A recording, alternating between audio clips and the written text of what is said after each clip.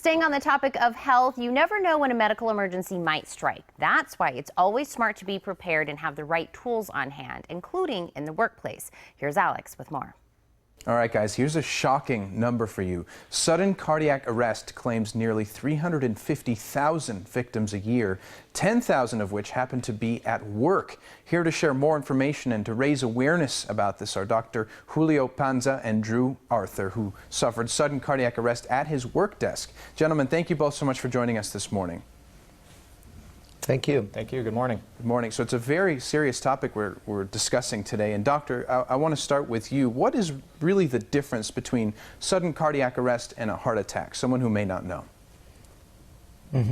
A sudden cardiac arrest is when the heart suddenly stops working as a pump, and therefore it does not provide circulation to any organ in the body, particularly the brain, that is very sensitive to the lack of oxygen.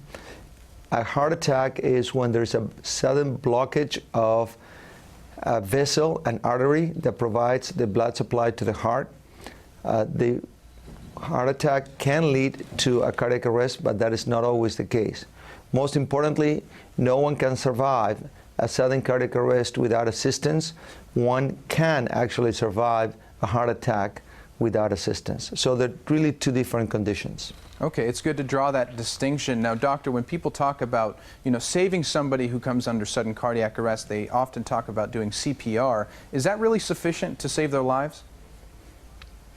Unfortunately, it is not. CPR is obviously the easiest, the most immediate way to provide assisted circulation by way of chest compression that can maintain the viability of the brain for a few minutes. But what is needed is to treat the abnormality that leads to the sudden cardiac arrest. And that abnormality is an abnormality in the rhythm of the heart.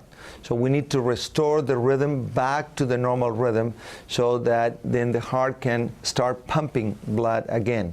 In order to do that, CPR is not enough.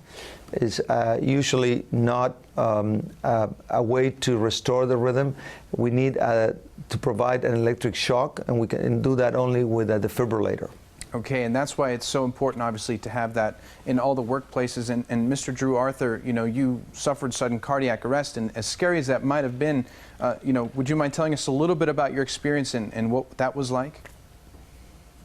Yeah, so it was a little over 2 years ago.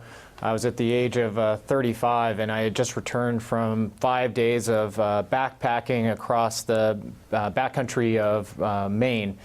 And upon returning back, it was a Monday afternoon, and went to get up from my desk. And the next thing I know, I woke up in an ICU bed down in Boston about 14 hours later.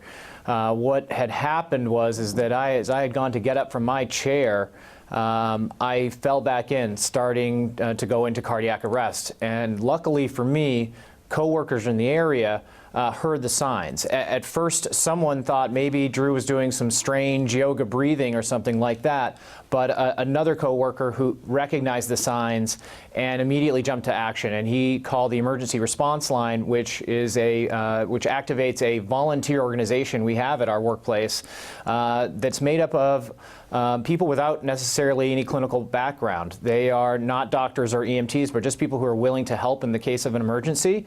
And the first responders came to me. They found me flatlined and not breathing and unresponsive on the ground, and they began CPR, and then they used the Phillips Heart Start to shock me and return me back to a normal rhythm. And this all happened in less than 5 minutes, which is faster than your best average response time from an EMS team. Wow, that's incredible. Well, Drew, first off, let me just say it's really nice to see you upright and healthy, and that you got through that episode. It's so great that you got the help quickly, and that the Phillips heart device was able to save your life. Doctor, before we let you go, is there any plan that we can put in place to sort of prevent this from happening, or maybe if it does, to help assist people better if it does? Yeah. Well, in terms of prevention, the most important thing is to try to determine whether you have a heart condition or whether you have what we call risk factors for the development of a heart condition. Unfortunately, if you do not have a heart condition, you're still exposed to the risk of sudden cardiac arrest. In terms of treating the problem, the most important thing is to have the availability of these systems, the AEDs or the automated external defibrillators, at the workplace, at a gym, even at home if you know that you have a family member with a heart condition, because it can be life-saving and it doesn't require any sophisticated study. It's minimal training. These machines can actually give you verbal instructions as you open the package in order to how to use them. They're completely harmless. They will only deliver the shock in appropriate situations because the machine can interpret the rhythm. So there's no potential harm to the patient or to the person who's providing the rescue. Okay, very good. Gentlemen, very important information that we covered today, essential to keep everybody healthy and alive. So I want to thank you so much for taking a moment and talking to us. Thank you. Thank you. Absolutely. Now, guys, stay right where you are. Morning Blend's going to be right back.